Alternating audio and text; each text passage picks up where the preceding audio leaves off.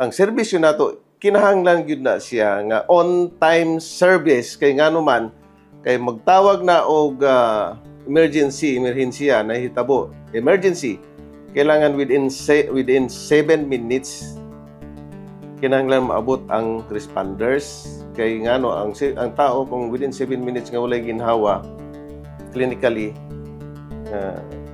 wala na gyud, no? It's a matter of how many minutes lang na ana dito ang ato ang responders. Muna siya gid ang the main objective ana nga kinahanglan maipaduol gyud nato ang ato ang services ngadto sa atong mga katawan.